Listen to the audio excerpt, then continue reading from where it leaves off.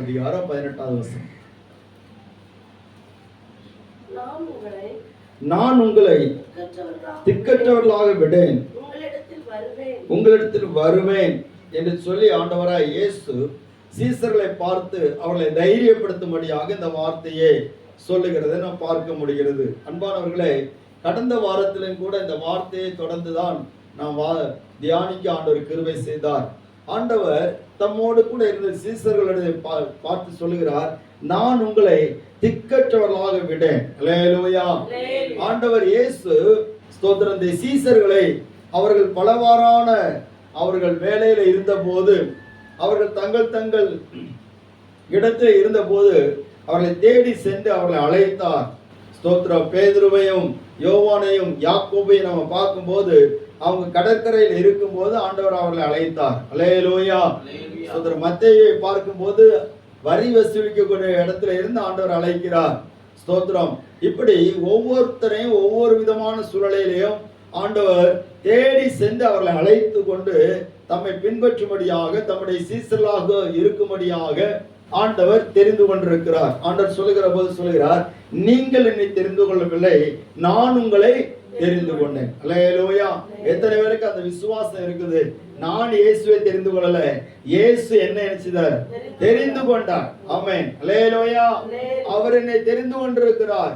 இப்ப தெரிந்து கொள்ளல, நான் உருவாவதற்கு முன்பதாகவே, தாயின் வயிற்றிலே நான் உருவாவதற்கு முன்பதாகவே அவர் என்னை தெரிந்திருக்கிறார். அல்லேலூயா. ஆண்டவர் இந்த சீசர்களை குறித்து ஒரு காரியத்தை சொல்லுகிற போது சொல்லுகிறார். 17வது அதிகாரம், யோவான் 17வது அதிகாரம். ஸ்தோத்திரம். 17வது அதிகாரத்துல 6வது வசனத்தை வாசிங்க. உலகத்தில் தெரிந்தெடுத்து எனக்கு தந்த மனுஷனுக்கு உம்முடைய நாமத்தை வெளிப்படுத்தினேன், அவர்கள் உம்முடையவர்களா இருந்தார்கள், அவர்களை எனக்கு தந்தீர், அவர்கள் உம்முடைய வசனத்தை கை கொண்டிருக்கிறார்கள். அல்லேலூயா. ஆண்டவர் அந்த கடைசி ஜெபத்தை ஏறெடுக்கிற போது அவர் சொல்லுகிறார், நீர் உலகத்தில் தெரிந்தெடுத்து எனக்கு தந்த மனுஷருக்கு உம்முடைய நாமத்தை செய்தேன், வெளிப்படுத்தின. அப்போ பிதாவாகிய தேவன் உலகத்திலிருந்து தெரிந்தெடுத்து இந்த மனிதர்களை இயேசுடைய கையில கொடுத்திருக்கிறார். அல்லேலூயா. அப்போ இவருடைய தெரிந்தெடுப்பு சாதாரணமானது அல்ல. பரலோகத்தில் இருக்கிற பிதாவாகிய தேவன் அவர் தெரிந்தெடுத்து சோதர இயேசுடைய கையில ஒப்பு கொடுத்திருக்கிறார். சோதரா, அப்படியானால் இயேசு தெரிந்து கொள்ளப்பட்ட அந்த ஜனத்தை பார்த்து, அந்த சீசர்களை பார்த்து அவர் ஸ்தோத்திரம், அவர் தம்மோடு கூட தெரிந்து கொள்ளப்பட்டிருக்கிற அந்த சீசர்களை பார்த்து சொல்லுகிறார், நான் உங்களை திக்கற்றவர்களாக விட உங்களிடத்துல வருவேன். அல்லேலூயா. அப்படின்னு என்ன அர்த்தம் சொன்னா, ஸ்தோத்திரம், நான் இல்லாவிட்டா நீங்க எப்படிதான் இருப்பீங்க? திக்கற்று தான் இருப்பீங்க. நான் இல்லாவிட்டா அவங்களால் ஒண்ணுமே செய்ய முடியாது. இயேசு சொல்கிறார், என்னை இல்லாமல் உங்களால் ஒன்றுமே செய்யக்கூடாது. அல்லேலூயா. சொல்றார். அப்ப அவர் இல்லாட்ட ஒண்ணுமே இல்லை. அதனாலதான் சொல்றாரு, நான் உங்களை திக்கற்றவரா விட மாட்டேன், உங்களிடத்துல மறுபடியும் வருவேன். ஸ்தோத்திரம். அப்போ நம்ம இந்த உலகம் திக்கற்றவர்களா நிற்க வைத்து பார்க்க விரும்புகிறது. பிசாசு உதவியற்றவர்களாக நம்மை நிற்க வைத்து பார்க்க விரும்புகிறான். உதவியற்றவன் அவன் ஒவ்வொரு நாளும் புலம்பிக் கொண்டே இருக்கிறான். உதவியற்றவர்கள் அலறி கொண்டிருக்கிறார்கள். ஸ்தோத்திரம். ஆஸ்பத்திரியில போய் பார்த்தா தெரியும், சிலருக்கு உறவினர்கள் உட்கார்ந்து உதவி செய்வார்கள், சிலரை பார்த்தா அவங்க உதவியற்றவர்களா இருப்பாங்க. கேட்டா சொல்லுவாங்க, ஸ்தோத்திரம், நான் யாருக்குமே எனக்கு உதவி செய்ய யாருமே இல்லை, என்னை கேட்கறதுக்கு யாரும் இல்லை, என்னை விசாரிக்க யாரும் இல்லை, ஒரு அனாதையா நான் இருக்கிறேன் அப்படின்னு சொல்லி சொல்லுகிறதை நான் பார்க்க முடிகிறது. அல்லேலூயா. அது கவர்மெண்ட் ஆஸ்பத்திரி. ஸ்தோத்திரம். அப்ப திக்கற்ற நிலைமை என்பது சாதாரணமான விஷயம் அல்ல. அது ஒரு வேதனைக்குரிய அனுபவமாக இருக்கிறது. அது ஒரு நம்முடைய இருதயத்தை பாரப்படுத்தக்கூடிய ஒரு காரியமா இருக்கிறது. அநேகர் மன அழுத்தத்துக்குள்ள போகிறார்கள். ஸ்தோத்திரம். நமக்கு எத்தனை பேர் கூட இருந்தாலுமே சில விஷயங்களை நமக்கு அவங்க உதவி செய்யலாம்னு சொல்லியாச்சுன்னா நம்ம அவங்கள போட்டு வறுத்து எடுப்போம். சோதரம் எப்படி வறுத்தெடுப்பேன்னு சொன்னா, நான் எவ்வளவு யூஸ்ஃபுல்லா இருந்திருக்கிறேன், எவ்வளவு நன்மை செஞ்சிருக்கிறேன், ஆனா இந்த பிரச்சனையில எனக்கு இவங்க உதவி செய்யாம இருந்துட்டாங்களே, என்ன ஏன்னு சொல்லி கேட்காம இருந்துட்டாங்களேன்னு சொல்லி நம்ம நிறைய நேரத்துல நம்முடைய நிலைமை பார்த்து புலம்புகிறோம். அல்லேலூயா. ஆனா ஆண்டவர் சொல்லுகிறாரு, இந்த உலகத்துல உங்களுக்கு எப்படிப்பட்ட நிலைமை வந்தாலும் பிரச்சனை இல்லை, நான் உங்களை திக்கற்றவர்களாக விட மாட்டேன், உங்களிடத்தில் நான் மீண்டும் வருவேன் சொல்லி இருக்கிறார். ஆமென். அல்லேலூயா. அதற்கு ஆண்டவர் அவர்களை தைரியப்படுத்த ஒரு வார்த்தை சொல்லுகிறார். 1வது வசனத்தை வாசிக்கலாம். உங்கள் இருதயம், யோவான் 14, உங்கள் இருதயம் கலங்காதிருப்பதாக தேவனிடத்தில் விசுவாசமாயிருங்கள், என்னிடத்திலும் விசுவாசமாயிருங்கள். அல்லேலூயா. தேவனிடத்தில் விசுவாசமாயிருங்க, என்னிடத்திலும் விசுவாசமாயிருங்க. அந்த விசுவாசம் உங்களுக்குள்ள இருந்தன்னா நீங்க நினைச்ச மாட்டீங்க, கலங்க மாட்டீங்க. சோதரம், உங்க இருதயம் கலங்கவே கூடாது, எந்த பிரச்சனையை பார்த்து கலங்கவே கூடாது. ஆண்டவர் நம்மிடத்துல இந்த கடைசி நாட்கள் எதிர்பார்க்கிற காரியம் அதுதான். சோதரம், கலங்க கூடாது, உங்களுடைய இருதயம் கலக்கம் அடையக்கூடாது. எந்த காரியத்தையும் நினைத்து நீங்க கலக்கம் அடையாம இருந்தீங்கன்னு சொன்னா, சோத்திரம், நான் உங்களிடத்தில் வந்து உங்களை தேற்றுகிறதை நீங்க உணர முடியும். அல்லேலூயா. சோத்திரம், கர்த்தருடைய நாமம் மகிமைப்படுவதாக. அப்போ நம்முடைய இருதயம் கலங்காது இருக்க வேண்டும், நாம் தேவனிடத்தில் விசுவாசம் உள்ளவர்களா இருக்க வேண்டும், நாம் இயேசுவிடத்தில் விசுவாசம் உள்ளவர்களா இருக்க வேண்டும். அப்படி சொல்லிட்டு ஆண்டவர் சொல்லுகிற காரியம் தான், நான் உங்களிடத்தில் நினைச்சுவேன் வருவேன். வருவேன் சொல்லி ஒரு வார்த்தை சொல்லி இருக்கிறார். அந்த வருவேன் சொன்ன வார்த்தையை தான் நம்ம இன்னைக்கு நாம் தியானத்துக்கு கொண்டு வர போகிறோம். தேவ பிள்ளைகளே, ஆண்டவராகிய இயேசு கிறிஸ்து அவர் சீசர்களிடத்திலே உங்களிடத்திலே மறுபடியும் வருவேன் சொல்லி இருக்கிறார். பாருங்க, வருவேன் சொன்னால் அவர் மறுபடியும் வந்தாரான்னு சொல்லி பார்த்தார், வந்தார். அல்லேலூயா. 19வது வசனத்தை வாசிங்க. 14-19.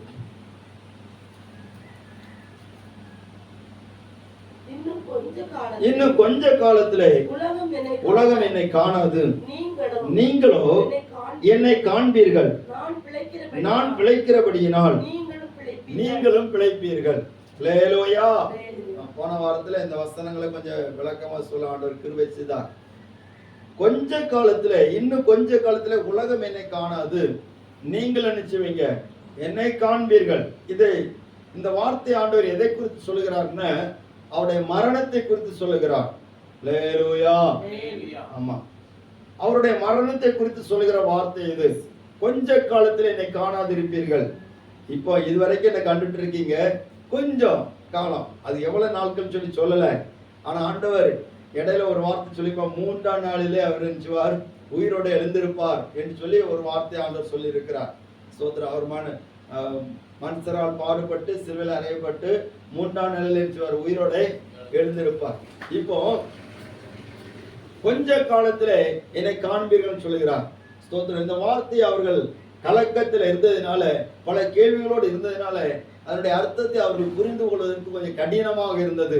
ஆனால் இயேசு கொஞ்ச காலம் காணாதிருந்தார். பாருங்க, இயேசு 3 நாட்கள் தான் அவர் கல்லறைக்குள்ள இருந்தார். 3வது நாள் அதிகாலையிலே இயேசு கல்லறை விட்டு வெளியே வந்து விட்டார். அல்லேலூயா.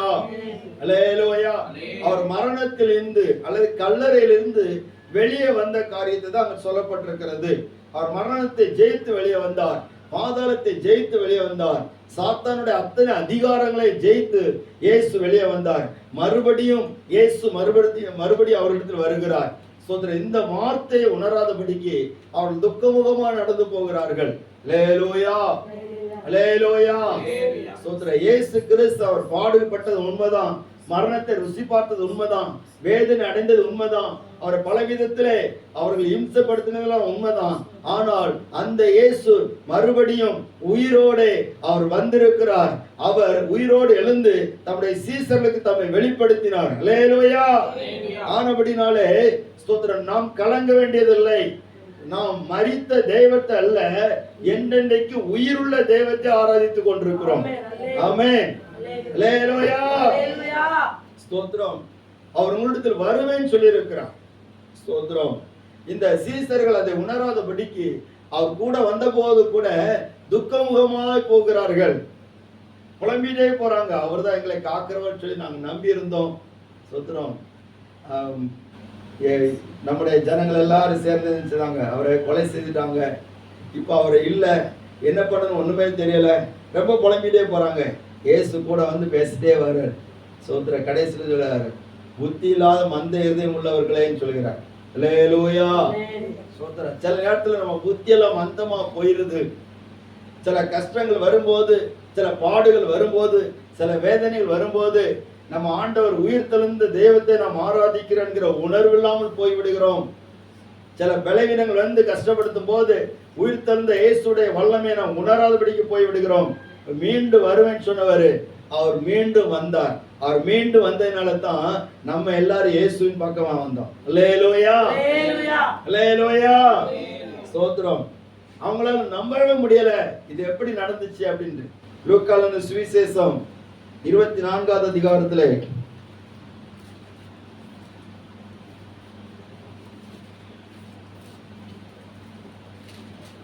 லூக்கா 24வது அதிகாரத்திலே அங்கே சொல்லப்பட்டிருக்கிறது.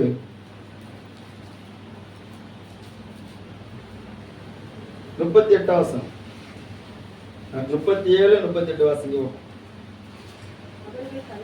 அவர்கள் கலங்கி பயந்து ஒரு ஆவியை காண்கிறதாக நினைத்தார்கள். அவர் அவர்களை நோக்கி, நீங்கள் ஏன் கலங்குகிறீர்கள்? உங்கள் இருதயங்களில் சந்தேகங்கள் எழும்புகிறது என்ன? அறியும்படி என் கைகளையும் கால்களையும் பாருங்கள், என்னை தொட்டு பாருங்கள். நீங்கள் காண்கிறபடி எனக்கு மாம்சமும் எலும்புகளும் உண்டாயிருக்கிறது போல ஒரு ஆவிக்கு இராதே என்றார். அல்லேலூயா. பாருங்க, அப்ப ஆண்டவர் இயேசு வந்து நிற்கிறார். இங்க எல்லாரும் ரொம்ப பயந்துட்டு இருக்கிறாங்க. இயேசு நடுவுல வந்து நின்று சொல்றாரு, ஸ்தோத்திரம், பேசுகிறார், உங்களுக்கு சமாதானம் என்று சொல்லுகிறார். ஸ்தோத்திரம். ஆனா சீசர்கள் எப்படி பார்த்தாங்க தெரியுமா? ஒரு ஆவியை பார்க்கிற மாதிரி பார்த்தாங்க. இயேசு கிடையாது, இயேசுடைய ஆவி. ஸ்தோத்திரம். இயேசுடைய ஆவி தான் வந்திருக்குது. சிலவங்க சொல்லுவாங்களே, செத்தவங்களுடைய ஆவி வந்து நிற்கின்ற. ஸ்தோத்திரம். அந்த மாதிரி ஆவியெல்லாம் கிடையாது. அல்லேலூயா, அல்லேலூயா. ஆமா, சிலர் சொல்லுவாங்க, இவரை கொடூரமா கொன்னாங்க, அவருடைய ஆவி வந்து நின்றுட்டு அவரோட பேசிட்டு இருக்குது. நம்ம நம்ம நம்ம இடத்துல எல்லாம் வித்தியாசமா சொல்லுவாங்க. ஒரு ஆளு கொடூரமா செத்தாச்சுன்னா ஆவி வந்துருச்சு, எல்லாரையும் படாத பாடு படுத்துது. சிலர் ஆவி வந்திருக்குன்னு நினைப்பாங்க. ஸ்தோத்திரம்.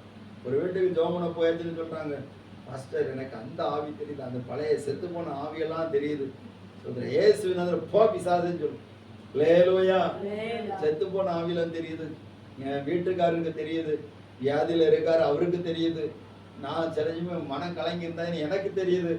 அதெல்லாம் இயேசுவின் நாமத்தை நான் விரட்டி தள்ளணும். ஸ்தோத்திரம். அதெல்லாம் பொல்லாத ஆவிக்கு வேலை. ஸ்தோத்திரம். பாருங்க, இவங்க இயேசுவை பார்க்கறாங்க.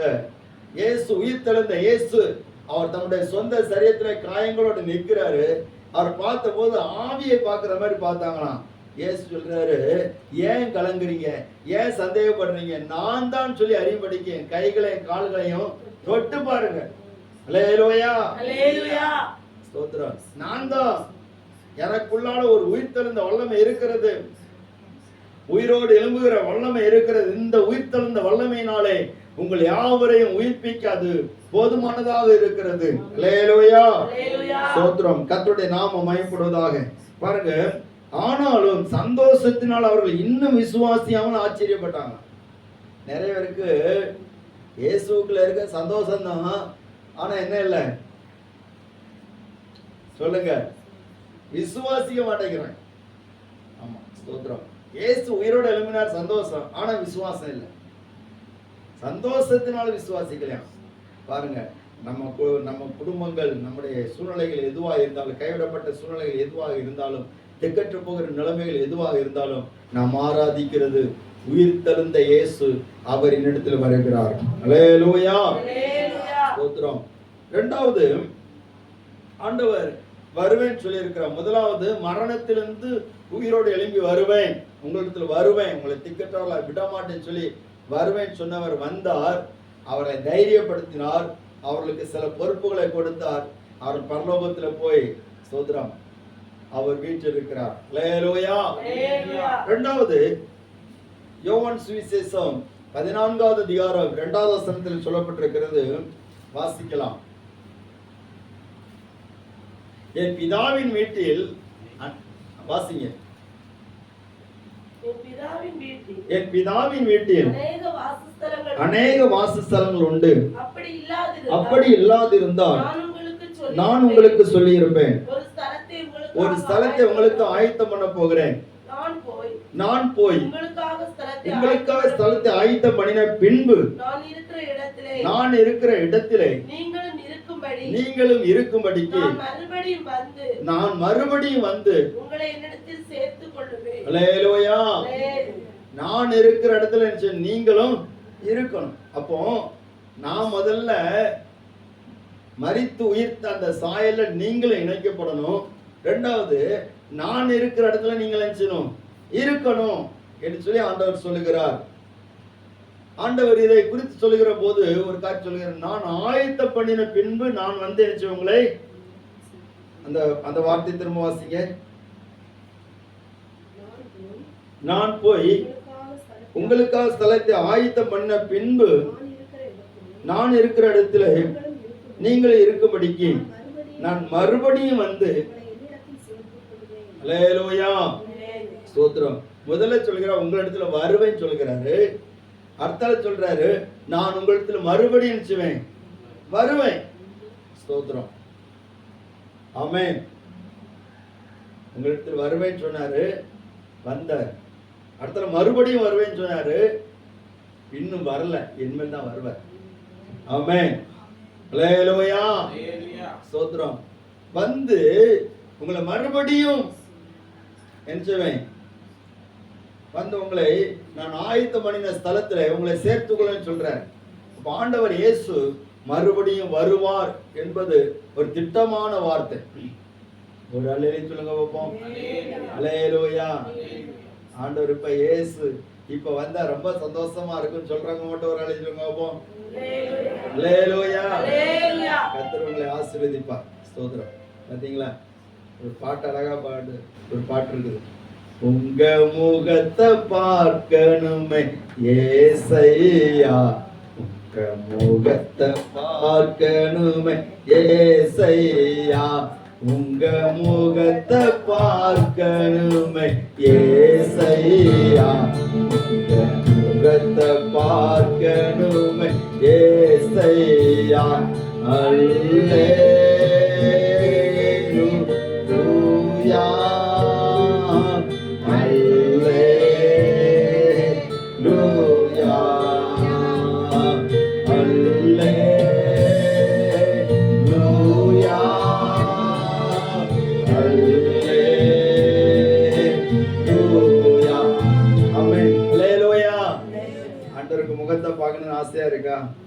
ஆமென். அல்லேலூயா. ஆசையா இருக்கிறது நல்லதுதான், ஆயத்தமா இருக்கிறது அதை விட நல்லது. சொல்றேன், ஆசை இருந்து ஆயத்தம் இல்லைன்னு சொன்னா அவருடைய முகத்தை கூட நினைச்ச முடியாது, பார்க்க முடியாது. அல்லேலூயா. ஸ்தோத்திரம். 10 கன்னிகைகள் இருந்தார்கள். 10 கன்னிகைகளை 5 பேரை குறித்து சொல்லப்பட்டு புத்தி உள்ளவர்கள் சொல்லப்பட்டிருக்கிறது. 5 பேர்கள் எப்படிப்பட்டவர்கள்? புத்தி இல்லாதவர்கள். இவங்களுக்கும் மணவாளனை பார்க்க எப்படி இருந்தது சொல்லுங்க? நம்மள மாதிரி ஆசையா இருந்துச்சு. எப்படி இருந்துச்சு? ஆசையா இருந்துச்சு. மணவாளன் வருவார், எப்படிப்பட்ட அலங்காரத்தோடு வருவாருன்னு தெரியலையே, என்னென்ன வெகுமதியெல்லாம் கொண்டு வந்துட்டு வருவார்னு தெரியலையே, அந்த மணவாளனோடு நம்ம போகணுமே என்று சொல்லி 10 பேரும் ஆயத்தமா இருந்தாங்க, ஆசையா இருந்தாங்க. ஆனா 10 பேர்ல 5 பேர் புத்தி உள்ளவர்கள், 5 பேர்கள் எப்படிப்பட்டவர்கள்? புத்தி இல்லாதவர்கள். அல்லேலூயா. ஸ்தோத்திரம். நம்ம நினைச்ச என்ன, புத்தி உள்ளவங்களா இருக்கணும். புத்தி உள்ளவங்களா இருந்தாச்சுன்னா மணவாளனை சந்திக்க ஆசை மட்டும் இல்ல, ஆயத்தமும் நமக்கு நிச்சயம் இருக்கும். அல்லேலூயா. மணவாளன் எப்போ வருவான்னு சொல்லி தெரியாது, அதான் விஷயம். நம்ம போன வாரம் ஒரு சம்பவத்தை சொன்னேன், 10 வெள்ளிக்காசு. ஸ்தோத்திரம். புருஷனுக்கு நியமிக்கப்பட்ட ஸ்திரீயானவள் அவளுக்கு 10 வெள்ளிக்காசை கொடுத்து விட்டு மணவாளன் போய்விடுவான். எப்போ வாரான்னு தெரியாது. ஏன்னா இந்த மணவாட்டிக்காக ஒரு ஸ்தலத்தை ஆயத்தம் பண்ணுவான். அவங்க அப்பா வீட்டில் எத்தனை வீடு இருந்தாலும் எத்தனை ரூம் இருந்தாலும் இந்த மணவாட்டிக்கு ஒரு இடத்த நிச்சுவான், ஆயத்தப்படுத்திட்டு வேலை முடிஞ்சோன்னா வருவான். சோத்திரம். இந்த மணவாட்டியை சந்தோஷப்படுத்துவதற்காக அவன் ஆயத்தம் பண்ணின எல்லா காரியத்தையும் செய்து முடிச்சுட்டு மிகுந்த பரிவாரத்தோடு வருவான், தன்னுடைய ஆட்களோடு வருவான். அதான் நீங்க பழைய ஏற்பாடு சம்பவங்களை நீங்க பார்ப்பீங்கன்னா நிறைய இடங்கள்ல இந்த கல்யாண ஊர்வலம் அடிக்கடி நிறைய இடத்துல நடக்கும். அல்லேலூயா. கல்யாண ஊர்வலம் நடக்கிற இடத்துல இந்த கல்யாண ஊர்வலத்தை கண் வைத்து கொள்ளைக்காரங்க நிறைய இருப்பாங்க. அவங்கள்ட்ட இருந்து அந்த பொருட்கள்லாம் கொள்ளையடிச்சிட்டு போகுது. ஆனால் ரொம்ப எச்சரிப்போட கவனத்தோட தான் இந்த கல்யாண ஊர்வலம் நடக்கும். பாருங்க, காவலாளிகள் எல்லாரும் இருப்பாங்க. சோத்திரம். இந்த கல்யாண ஊர்வலத்துல வந்த ஊர்வலமா வந்து தான் இந்த பெண்ணை அவன் திருமணம் செய்து தன்னுடைய வீட்டுக்கு அழைத்து கொண்டு போவான். அப்படி அழைத்து கொண்டு போக வருகிற போது அவன் கேட்கிற முதல் கேள்வி, நான் உன்னிடத்துல ஒப்பு கொடுத்த 10 வெள்ளிக்காசுகள் எங்கே? அது ஒண்ணு தொலைந்து போனாலும் வாழ்க்கை தொலைந்து போயிடும். அல்லேலூயா. அது ஒரு அவமானமாக ஆகிவிடும். அதனால தான் அந்த 10 வெள்ளிக்காசை தொலைத்தவள், அந்த 10 வெள்ளிக்காசுல ஒன்றை தொலைத்தவள் அதை தேடி கண்டுபிடிச்சு அதுக்கு சேர்த்து சந்தோஷப்படுறான். அல்லேலூயா. சோத்திரம். அதே போலத்தான் அந்த மணவாளன் வருகிறது எப்பன்னு சொல்லி தெரியாது. அவர் எப்படி வருவார், எப்பொழுது வருவார், எவ்வளவு நேரம் வருவார் என்று சொல்லி நம்ம பார்ப்போம்னா ஆச்சரியமா இருக்கும். பாருங்க, மத்தேயு எழுதின சுவிசேஷம் 24வது அதிகாரம்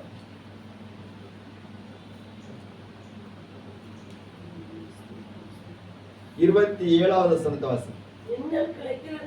மின்னல் கிழக்கிலிருந்து தோன்றி மேற்கு வரைக்கும் பிரகாசிக்கிறது போல மனுஷகுமாரனுடைய வருகையும். அல்லேலூயா. இயேசு கிறிஸ்துடைய வருகை எவ்வளவு நேரத்துல இருக்கும் தெரியுமா? எவ்வளவு நேரத்துல இருக்கும்? 1 மணி நேரமா? அரை மணி நேரமா? இல்ல, 1 செகண்ட். மின்னல் கிழக்கிலிருந்து மேற்கு வரைக்கும் எப்படி உதித்து உடனே மறைகிறது, அதே போல இயேசு கிறிஸ்துடைய வருகை இருக்கும். மின்னல் அடிக்கும் போதெல்லாம் நம்ம நினைச்சுக்கணும், ஆண்டவர் வரப்போறார். அல்லேலூயா. மின்னல் அடிக்கிறத பார்க்கிற எத்தனை பேர் சந்தோஷமா இருக்கும்? எத்தனை பேர் பார்ப்பீங்க? கர்த்தர் உங்களை ஆசீர்வதிப்பார். உங்களுக்கு மட்டும் இல்லை, எனக்குமே பயமா தான் இருக்கும். ஏன்னாச்சுன்னா மின்னல் நம்ம பார்க்க கூடாது, அதை கண்ணை பறிச்சுட்டு போயிடும், இல்லை ஆளை நினைச்சிடும், காலி பண்ணிடும். நிறைய பேர் மின்னல் தாக்கி நினைச்சுறாங்க, சாகுறாங்க, அப்படியெல்லாம் நம்ம பார்க்குறோம். அப்போ ஆண்டவர் இயேசு வரும்போது எப்படிதான் இருக்கும்? மின்னல் அடிச்ச மாதிரி தான் இருக்கும். ஒரு மின்னல் வந்துட்டு எப்படி போகுது அதே போலதான் இருக்கும். அந்த சமயத்துல நம்ம சாதா மின்னலுக்கு நம்ம ஓடி ஒளிகிறது போல அந்த நேரத்துல ஒளிகிற கூட்டத்தில் நம்ம இருக்கக்கூடாது. அந்த மின்னல் அடிக்கிற நேரத்துல அவர் வருவார். வருகிற நேரத்துல யார் யார் ஆயத்தமா இருக்கிறாங்களோ அந்த செகண்ட்ல எல்லாரும் எழுப்பி போவாங்க. அல்லேலூயா. அல்லேலூயா. நீங்க வசனத்தை பார்ப்பீங்கன்னா 1 தெசலோனிக்கே 4வது அதிகாரத்துல 16வது வசனத்திலிருந்து இருக்கு. வாசிங்க பார்ப்போம்.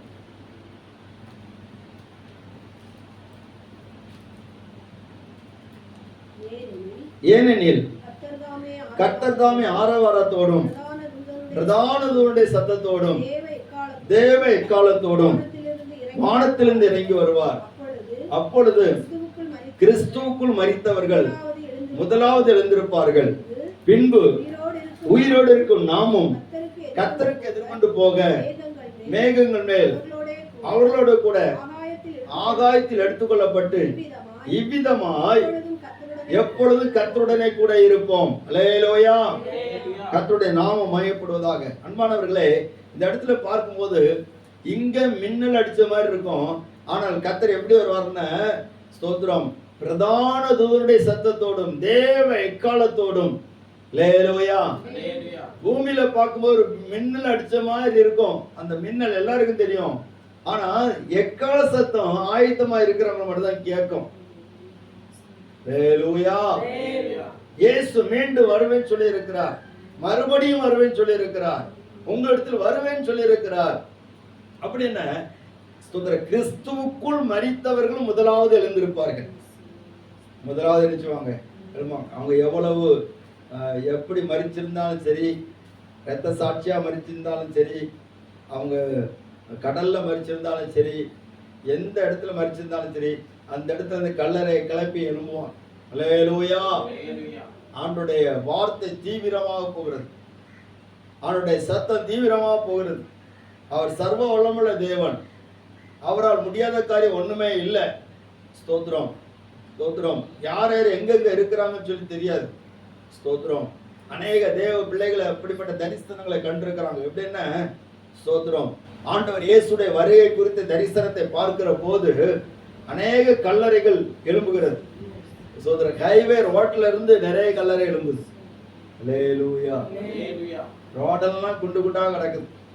ஸ்தோத்திரம். நிறைய இடத்துல பிளேன் ஆக்சிடென்ட் ஆகுது. என்ன விமான ஓட்டி விமானி பைலட் என்ன பண்றாருன்னா, அவர் ரட்சிக்கப்பட்டவராக இருக்கிறாரு. அவரை ஆண்டவர் எடுத்துக்கொள்கிறாரு. விமானம் போய் இடித்து பெரிய ஒரு விபத்தா மாறுகிறது. பஸ், எத்தனை பஸ்ஸுகள் போய் ஆக்சிடென்ட் ஆகுது, எத்தனை ட்ரெயின்கள் ட்ராக் மாறுது. இப்படியெல்லாம் சம்பவங்கள் நாடு முழுவதும் பயங்கரமா நடக்குது. உலக ராஜ்யங்கள் முழுவதும் பயங்கரமான சம்பவங்கள் நடக்கும் இயேசு வரும்போது. ஏன்னா அநேகர் எடுத்துக்கொள்ளப்படுகிறார்கள். அல்லேலூயா. அநேகர் கைவிடப்படுகிறார்கள். ஆண்டவர் அவரையே நம்பி இருக்கிற கிறிஸ்துவுக்குள் வாழ்கிற ஒருத்தரை அவர் திக்கற்றவர்களா விடமாட்டார். அவர்களை தம்மோடு சேர்த்துக் கொள்வார். மற்றவர்கள் திக்கற்றவர்களா நிற்பார்கள். அல்லேலூயா. திக்கற்றவன் சொன்னா உதவியற்றவன் சொல்லி அர்த்தம், ஒதுக்கப்பட்டவன் சொல்லி அர்த்தம், கைவிடப்பட்டவன் சொல்லி அர்த்தம். ஸ்தோத்திரம். நம்ம கைவிடப்பட்டவர்களா இருக்கக்கூடாது, உதவியற்றவர்களா இருக்கக்கூடாது, உதவாதவர்களா இருக்கக்கூடாது, ஒதுக்கப்பட்டவர்களா இருக்கக்கூடாது. நம்ம இந்த சங்கீதத்தில் வாசித்த மாதிரி திக்கற்றவருடைய நியாயம் புரட்டப்படுகிறது. திக்கற்றவனுக்கு நியாயமும் கிடையாது, நீதியும் கிடையாது. அல்லேலூயா. ஸ்தோத்திரம். கர்த்தருடைய நாமம் மகிமைப்படுவதாக. தேவ பிள்ளைகளே, அப்போ திக்கற்ற நிலைமையில நம்ம இருக்கக்கூடாது அப்படின்னு சொன்னா இயேசுடைய அந்த வருகையில நம்ம போகணும். ஒருவன் கிறிஸ்துவுக்குள் இருந்தால் புது சிருஷ்டியா இருக்கிறான். பழையவைகள் எல்லாம் ஒளிந்து போயின. 2 கொரிந்தியர் 5வது அதிகாரம் 17வது வசனம் வாசிங்க.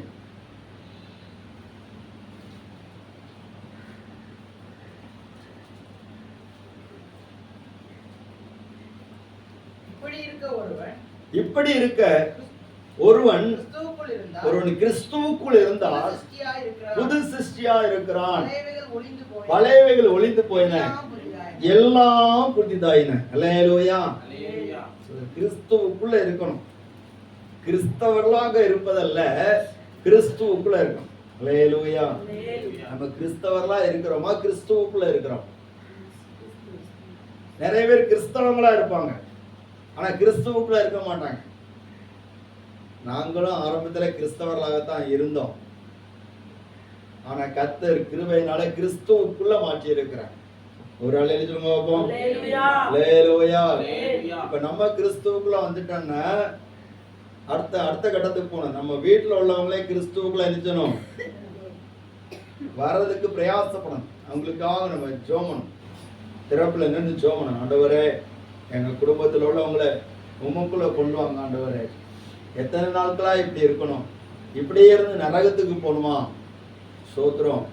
அவர்களை உமக்குள் கொண்டு வாங்கன்னு சொல்லி நம்ம ஆண்டவர்கிட்ட கேட்க வேண்டியது நம்முடைய கடமையாக இருக்கிறது. அல்லேலூயா. ஸ்தோத்திரம். கிறிஸ்துவுக்குள்ள இருந்தாலும் அவன் புது சிருஷ்டியா இருக்கிறான். இன்னொரு வசனம் சொல்லப்பட்டிருக்கிறது, ரோமர் 12வது அதிகாரம் 1வது வசனம்.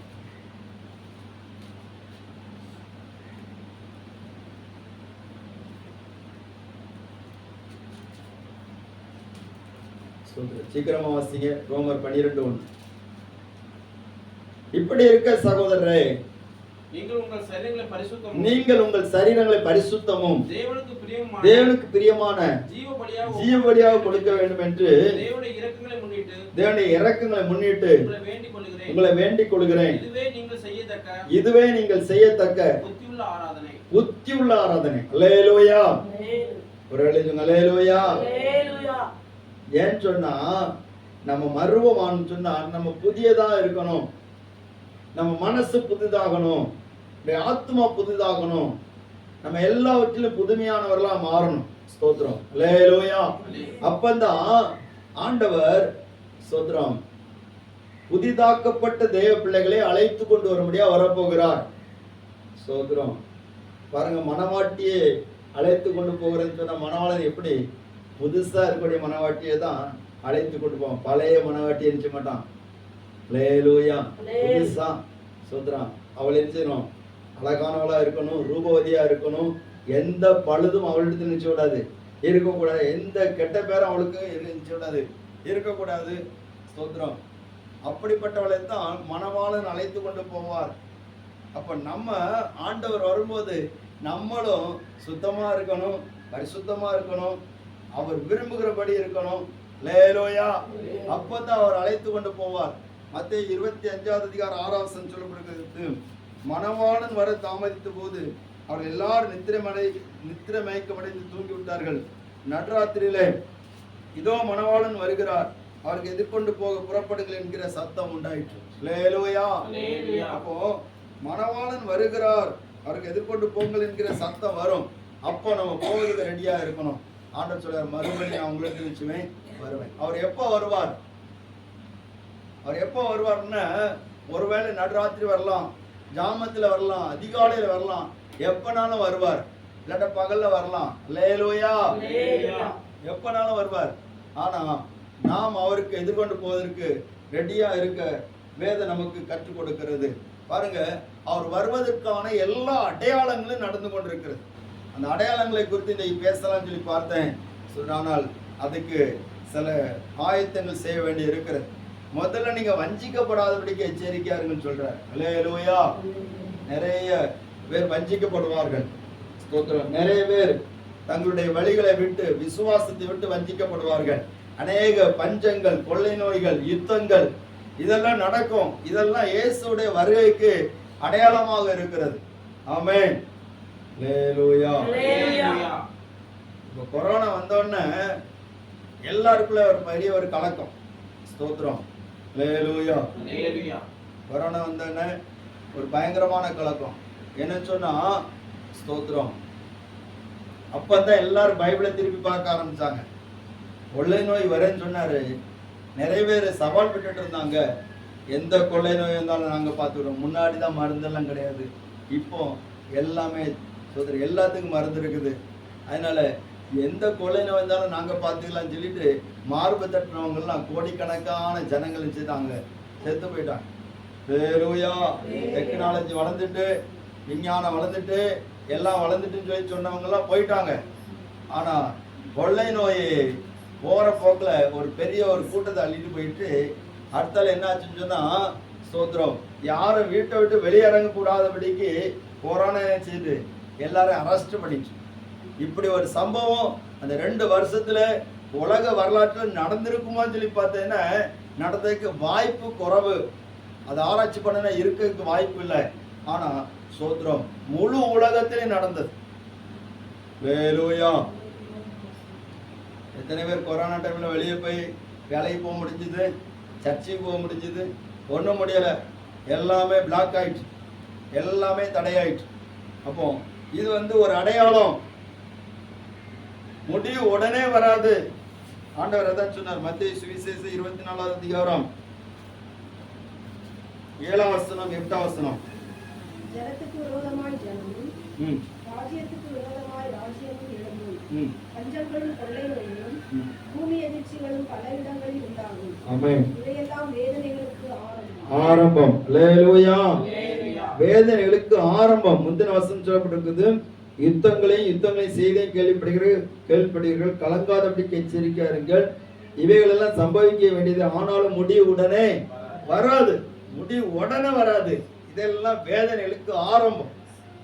ஆரம்பமே அசத்தலா இருந்ததுன்னா முடிவு எப்படி இருக்கும்? அல்லேலூயா. அல்லேலூயா. ஆரம்பமே எப்படி இருக்குது? நம்ம அசத்தலா இருக்குது. ஆண்டவர் சொல்ல இதெல்லாம் ஆரம்பம் தான். சுனாமி வந்தது. சுனாமி வந்து நிறைய லட்சக்கணக்கான பேர் எடுத்துட்டு போயிடுச்சு. அப்போ அநேக ஆராய்ச்சியாளர்கள் சொன்ன காரியம் சொன்னா, இதெல்லாம் வந்து பக்கெட்ல வந்து தண்ணி ஊத்துறதுக்கு முன்னாடி ஒரு துளி விழும்பல, அதே போல உள்ள அதுக்கு சமானமானதுதான். அந்த துளி விழக்கூடியதுக்கு சமானமா இருக்கக்கூடிய அந்த சுனாமியை நிறைய பேர் அழிட்டு போயிட்டு, அப்போ சோத்ரம் உண்மையான சுனாமி வந்து என்ன ஆகும்? ஸ்தோத்திரம். பயங்கரமான அழிவுகள் தான் இருக்குது. இயேசு வரும்போது அதான் நடக்கும். அதுக்குரிய அடையாளங்கள் நடக்கிறது. நோவாவின் நாட்களிலே எப்படி நடந்தது அப்படியே மனுஷகுமாரன் நாட்களில் நிச்சயம் நடக்கும். சோத்திரம். நோவா வேலைக்குள்ள பிரவேசிக்கிற வரைக்கும் அவன் பிரசங்கம் பண்றாரு. எல்லாரும் மணந்துருமுங்க, மணந்துருமுங்க, மணந்துருமுங்க, இந்த வேலைக்குள்ள வந்துருங்க, சபைக்குள்ள வந்துருங்க அப்படின்னு. ஆனா செவி கொடுத்தவங்க கொஞ்சம் பேர் தான். அது யாருன்னு அவங்க குடும்பம் மட்டும்தான். அல்லேலூயா. நோவாவுடைய மனைவி, இந்த 3 மகன்கள், 3 மகன்களுடைய மனைவிகள், அவங்க எப்படி வந்துட்டாங்களே தெரியாது. சரி ஸ்தோத்திரம், நமக்கு வேற வழி இல்லை, அதனால வந்துதான் ஆகணும்னு சொல்லி வந்திருக்கிறாங்க. இப்படி 8 பேர் தான் இருந்திருக்காங்க மனுஷர்கள்ல. மீதி எல்லாம் மிருகங்கள். அல்லேலூயா. மிருகங்கள் கூட நோவோடைய பேழைக்குள்ள வந்துட்டு, அதுகளுக்கு கூட உணர்வு வந்துட்டு. சோத்திரம். சிங்கம், புலி, கரடி, இது கூட சுவாபத்தை மாத்திட்டு உள்ள வந்துட்டு. அல்லேலூயா. சிங்கத்து கூடால யாரா குடியிருக்க முடியுமா?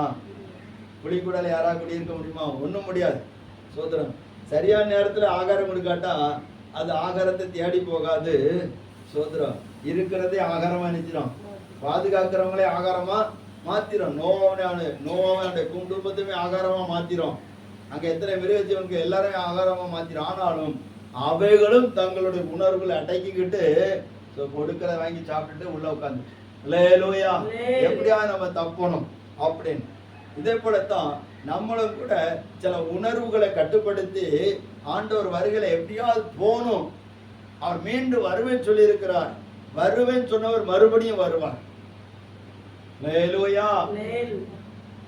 வருவார். எல்லாரும் கவனிங்க. அம்மா மாதிரிலாம் கவனிங்க. ஸ்தோத்திரம். எல்லாரும் கவனிங்க. பிள்ளைங்களாம் கவனிக்கணும். ஏன்னா நம்ம வாழ்கிற வாழ்க்கை ஒரே ஒரு வாழ்க்கை. இந்த வாழ்க்கையில இயேசுவை சந்திக்கணும். அவர் வரும்போது எப்போ வருவார் தெரியாது. அவர் சொல்லுவார், பிதா ஒருவரை தவிர வேறு ஒருவரும் மனுஷகுமாரன் எப்போ வருவார் சொல்லி தெரியாது. அந்த வருகைக்கு நம்ம ஆயுத்தமா இருக்கணும். அல்லேலூயா. விழித்திருங்கள் சொல்லப்பட்டிருக்கிறது. எப்படி திருட வருவான்னு சொல்லி நம்ம உறங்க மாட்டோமோ அதே போல நம்ம விழித்திருக்கணும். ஸ்தோத்திரம். பிசாசுகள்லாம் ஒரு மாநாடு நடத்திச்சான். அல்லேலூயா. கவனிங்க. ஒரு மாநாடு. என்ன மாநாடு தெரியுமா? பிசாசுகளுடைய மாநாடு. நல்லா இருக்கும்ல?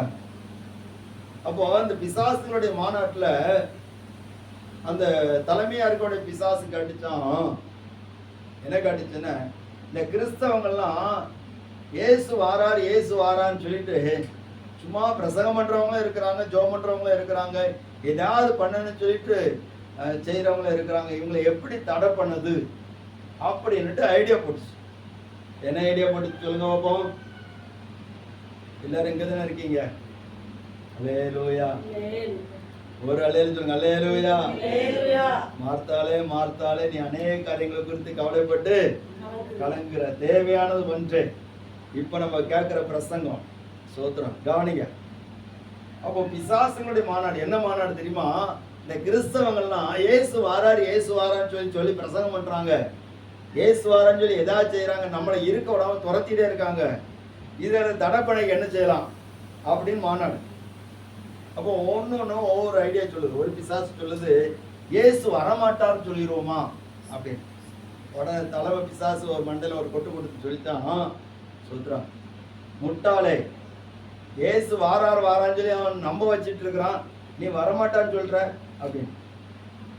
அப்படியே தலைவரே, சரி அப்போ வேற ஏதாவது யோசிப்போம் அப்படின்னு சொல்லி ஒன்னொன்னா ஒவ்வொரு ஐடியா சொல்லிச்சான்.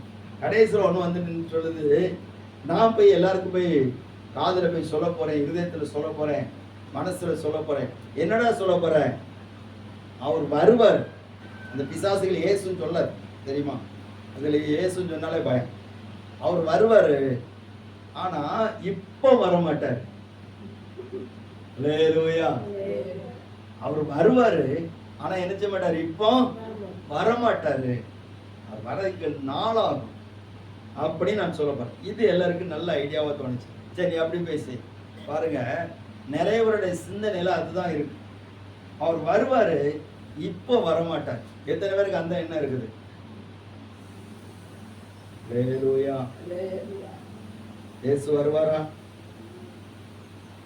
ஒரு ஆளுக்கு அல்லேலூயா. இயேசு வருவாரா? வருவார். இப்ப வருவாரா? அதுக்கு பதில் தெரியாது. இப்ப வரமாட்டாரு. ஒருவேளை நாளைக்கு வருவாரு, நாளை கழிச்சு வருவாரு, இல்லாட்டா சோதரன் என் குடும்பத்துக்கு வேண்டி எல்லாத்தையும் நான் சம்பாதிச்சு முடிச்சவர வருவாரு. அல்லேலூயா. வயசான அம்மாமாரு டீசெண்டா சொல்லுவோம், சுந்தரம் அவங்களுக்கு ஒரு ஆசை இருக்கும், போறியலா இப்பவும் போல என் பேரனுக்கு வயிற்றுல ஏதாவது புழு பூச்சி ஏதாவது பார்த்துட்டு நினைச்சிடறேன், போறேன். போறதுக்கு நினைச்சல, மனசுல விருப்பம் இல்லை, அது நல்லது, எல்லாருக்கும் அந்த ஆசை இருக்குது சுத்திரம். ஆனா அங்க போறோமோ போகலையோ, அவர் வரும்போது போனா, அவர் எப்ப வரான்னு தெரியாது, அங்க போனா அதுதான் ஆசை நமக்கு தேவை. அல்லேலூயா. இந்த உடம்பு அழிஞ்சிரும், ஆனா இயேசுவின் வருகையில போவதுக்கு ஆயத்தமா இருந்தது. இந்த உடம்பு அழியாது. என்னை விசுவாசிக்கிறவன் மரித்தாலும் பிழைப்பான். அதான் ஆண்டவருடைய வார்த்தை. லாசரு உடம்பு அழுகி போச்சு, ஆனாலும் இயேசுவின் வார்த்தை கேட்டபோது அவன் உயிரோடு எழுப்பி வந்தான். சோதரம் அந்த செகண்டில் அவனுக்கு உள்ள உயிர் வந்தது. அப்போ இயேசுவின் சத்தத்தை கேட்கும் போது, மனுஷகுமார சத்தத்தை கேட்கும் போது, இரட்சகரா இயேசு கிறிஸ்துவின் சத்தத்தை கேட்கும் போது மரித்தோர் எழுந்து அவர்கள் உயிரோடு எழும்புவார்கள். அல்லேலூயா. சத்தம் அல்லேலூயா. வசனம் எத்தனை பேருக்கு பிடிச்சிருக்குன்னு தெரியல, எல்லாரும் மூணு இருக்க பார்த்தீங்கன்னா. அப்போ இயேசு இப்ப வரமாட்டாரு, இன்னும் கொஞ்ச நாள் கழிச்சு வருவாரு, கொஞ்ச நாள் தாண்டி வருவாரு. அடுத்த எலெக்ஷன் முடிஞ்சோடனே இயேசு வருவாரு அப்படின்னுட்டு யாரும் கணிச்சு சொல்ல முடியாது. இப்ப வேணா வரலாம், இந்த ஆராதனை முடிச்சு நீங்க வீட்டுக்கு போகக்கூடிய டைம்ல வரலாம். அல்லேலூயா. எல்லாரும் இங்க தானே இருக்கீங்க. அவர் எப்போ வந்தாலும் பிரச்சனை இல்லை, நாங்க கொஞ்சம் தூங்கிட்டு நாங்க எந்திரிச்சு போயிடும் அப்படி நினைச்ச கூடாது, அசால்ட்டா இருக்கக்கூடாது. ஸ்தோத்திரம். அவர் வருவார். அவர் வரும்போது நமக்குன்னு சொல்லி ஸ்தலத்தை ஆயத்தம் பண்ணுவார். கவனிங்க, அவர் ஸ்தலத்தை ஆயத்தம் பண்ணுவார்னு சொல்லப்பட்டிருக்கிறது. எதை வைத்து ஆயத்தம் பண்ணுவார் தெரியுமா? நம்ம செய்கிற கிரியைகளை வைத்து அவர் ஸ்தலத்தை ஆயத்தம் பண்ணுவார். அல்லேலூயா. நம்ம எந்த நற்கிரியை செய்யறோமோ, இயேசுவுக்கா எந்த காரியத்தை செய்யறோமோ அதை வச்சுதான் அவர் ஸ்தலத்தை ஆயத்தம் பண்ணிட்டு வருவார். நம்ம ஆண்டவருக்கா ஒண்ணும் செய்யாம இருந்தோம்னா, சோத்திரம், உனக்கு ஸ்தலமே இல்லை, கஷ்டமா இருக்குல்ல? உனக்கு ஸ்தலமே இல்லை, உன்னை எங்க போய் கூட்டு போகுது? அல்லேலூயா. நம்முடைய ஜபங்கள், நம்முடைய பிரயாசங்கள், இயேசுவுக்காக நம்ம எடுக்கிற பிரயாசங்கள், நம்ம ஆத்மாக்களை ஆதாயப்படுத்துகிறது, ஆண்டவருக்காக கொடுக்கிறது, ஆண்டவருக்காக செய்கிறது, இது எல்லாமே அது ஒரு நமக்கான வாசஸ்தலத்தை ஆயத்தம் பண்ணுகிறதற்காக தேவன் நம்மிடத்தில் பார்க்கிற கிரியைகள். அல்லேலூயா. இந்த பூமியிலே வாழ்வதற்காக நம்ம உழைக்கிறோம், ஆனா பரலோகத்திலே இயேசுவோடு போவதற்காக எத்தனை பேர் உழைக்கிறோம்? நம்ம உழைச்சோன்னு சொன்னா வாசஸ்தலத்தை அவர் ரெடி பண்ணுவார். அல்லேலூயா. சோத்திரம். ஏற்கனவே நம்ம கேட்டிருக்கிற ஒரு சம்பவம் தான். ஒரு அம்மா சொப்பனம் கண்டாங்களாம், பணக்கார அம்மா. அவங்களுக்கு பணத்துக்கு குறைவில்லை, வீட்டுக்கு குறைவில்லை. எல்லாரும் கவனிக்கிறீங்களா? அல்லேலூயா. வீட்டுக்கு குறைவில்லை, வேலைக்காரங்களுக்கும் குறைவில்லை, எல்லாம் அவங்களுக்கு கூப்பிட்ட வரல எல்லாம் கிடைச்சு. இந்த அம்மா சொப்பனம் பார்த்து அலறி எழுந்திச்சிட்டாங்க. என்ன சொப்பனம் தெரியுமா? சோத்திரம். இவங்க வீட்டு வேலைக்காரியை பத்தி ஒரு சொப்பனம், இவங்களை பத்தி ஒரு சொப்பனம். ஏன்னா ரெண்டு சொப்பனத்திலையும் பார்த்தீங்கன்னா அவங்க வீட்டு வேலைக்காரையே ஒரு நாள் செத்து போயிட்டாங்க. இவங்க கிட்ட கஷ்டப்பட்டு வேலை செய்து தன்னுடைய குடும்பத்தை அன்றாட நடத்துக்கிற அந்த அம்மா செத்து போயிட்டாங்க. அப்போ அவங்க செத்து எங்க போறாங்கன்னா பரலோகத்துக்கு போறாங்க. எங்க போறாங்க? பரலோகத்துக்கு போறாங்க. போகும்போது அங்கே தூதன் ரொம்ப வரவேற்பு. தேவதூதன் கூப்பிட்டு ரொம்ப வரவேற்று பெரிய ஒரு மாளிகை காட்டி, இதுதாமா உன்னுடைய மாளிகை அப்படி சொல்லி விட்டதாக ஒரு தரிசனம், சொப்பனம். சோத்திரம். அடுத்த சொப்பனம் என்னன்னா, இந்த அம்மா செத்து போயிட்டாங்க. அல்லேலூயா. எல்லாரும் கவனிங்க. நம்ம செத்து போன மாதிரி ஒரு சொப்பனம் கண்டது எப்படி சந்தோஷமா இருக்குமா? எத்தனை பேருக்கு சந்தோஷமா இருக்கும்? உடனே நம்ம ஜோமம், அதுக்காண்டி ஸ்பெஷலா ஜோமணும். சோத்திரம். அல்லேலூயா.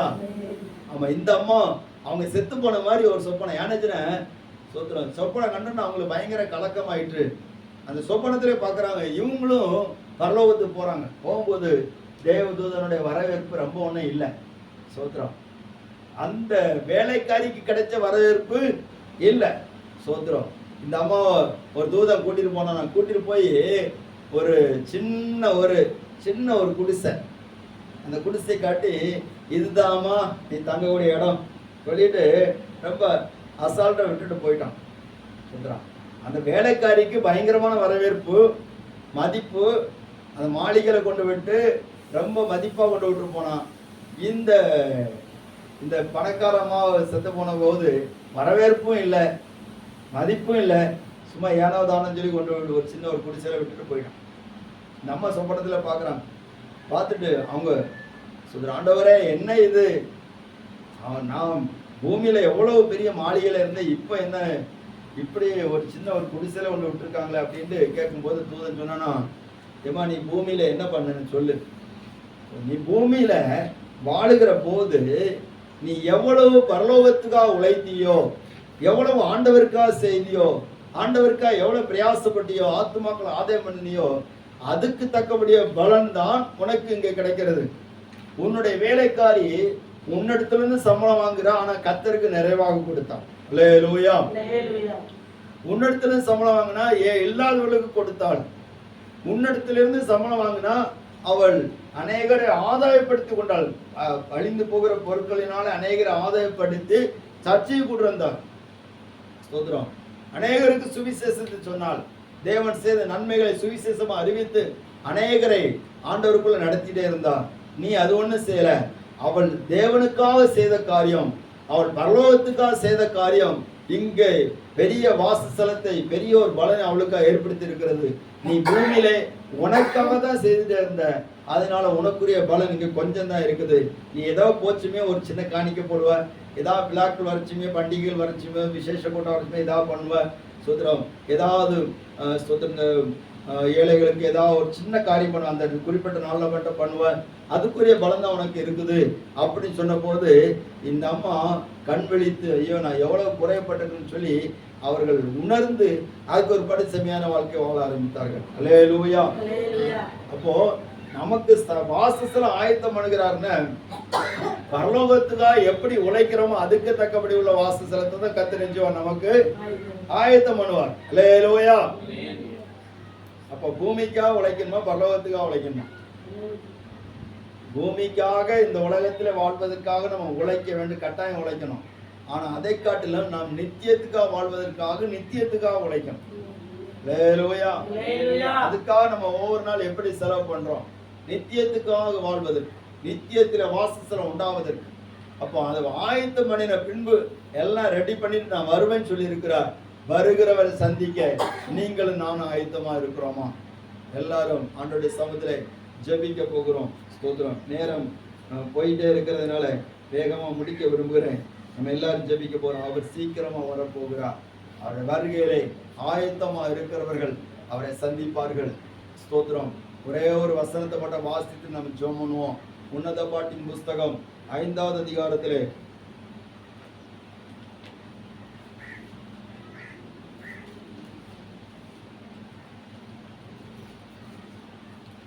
உன்னத பாட்டு 5வது அதிகாரம்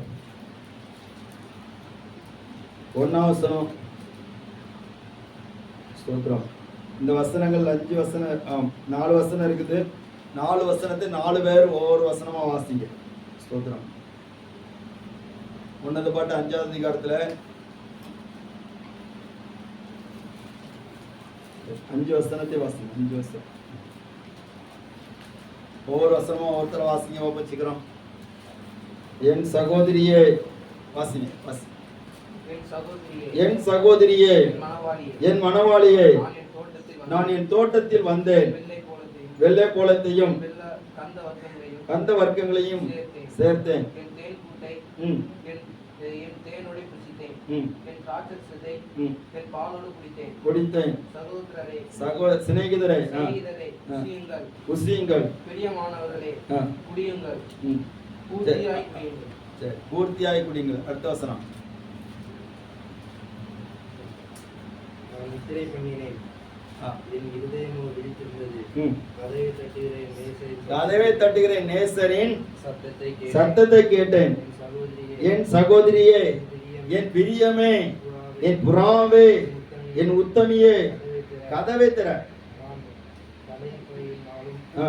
என் தலைமயிரின் விளையும் ம். நூறினாலும் நிறைந்திருக்கிறது என்றார். என்றார். அடுத்த வசனம். வஸ்திரத்தை கழற்றி போட்டேன். என் வஸ்திரத்தை கழற்றி போட்டேன். எப்படி அதை திரும்பவும் உடுப்பேன்? நான் எப்படி அதை திரும்பவும் உடுப்பேன்? பாதங்களை கழுவினேன். பாதங்களை கழுவிட்டேன். எப்படி அவரை திரும்பவும் அழுக்காக்குவேன்? அழுக்காக்குவேன் என்றேன். அடுத்த வசனம். நேசர் தமது கையை கதவு துவாரத்தின் வழியே மரத்தின் வழியே நீட்டினார். ஆ, அப்பொழுது என் உள்ளம் அவரின் மெத்த பொங்கினது. பொங்கினது. சரி, அஞ்சாவசனம்.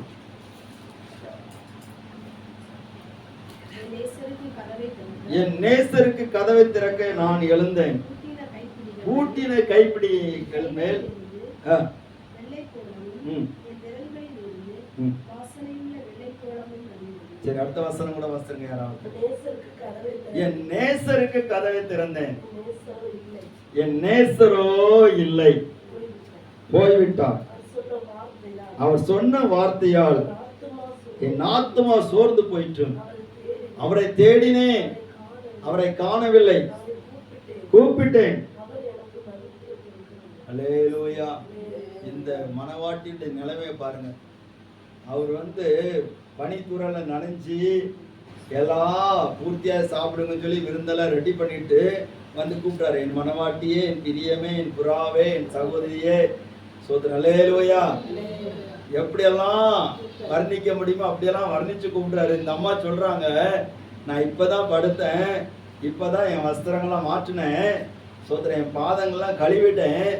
சோதரன் எப்படி கழுவி இருக்கிறாங்க பாருங்க.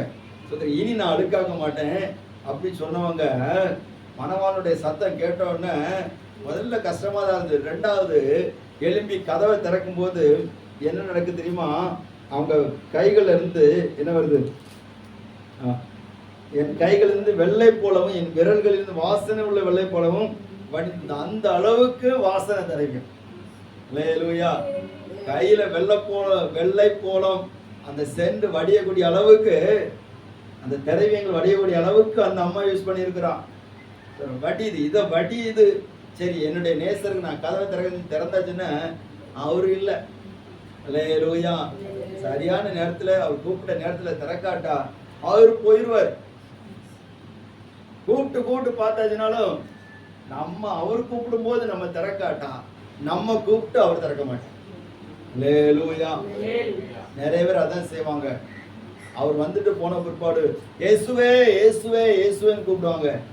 நான் உமக்காகத்தானே வாழ்ந்தேன், நீர் என்னோடு பேசினீரே, என்னோடு எவ்வளவு காரியங்களை இடப்பட்டீர், எனக்கு எவ்வளவு அற்புதம் செய்தீர் ஆண்டவரே, உன்னை நான் அறியேன்னு சொல்லுவார். இல்லாவிட்டால் ஒன்றும் சொல்ல மாட்டார். அல்லேலூயா. பதில் வந்தா என்ன வருங்க? உன்னை அறியேன்னு சொல்லுவாரு. அதுவும் இல்லைன்னு சொன்ன மறுபத்திரம் ஒன்றுமே நினைச்சு மாட்டாரு, கொடுக்க மாட்டேன். என்ன, நான் உங்களை திக்கற்றாளா விட்டேன்னு சொல்லிட்டு உங்களுக்கு வருவேன்னு சொல்லிட்டு போயிருக்கிறேன். நீங்க நான் வருவதற்கு நீங்கள் ஆயத்தமாக இருந்தால் ஸ்தோத்திரம் என்னை காண்பீர்கள், இல்லாவிட்டால் என்னுடைய சத்தமும் உங்களுக்கு கேட்கப்பட மாட்டேன். எல்லாரும் எழுப்பி நின்று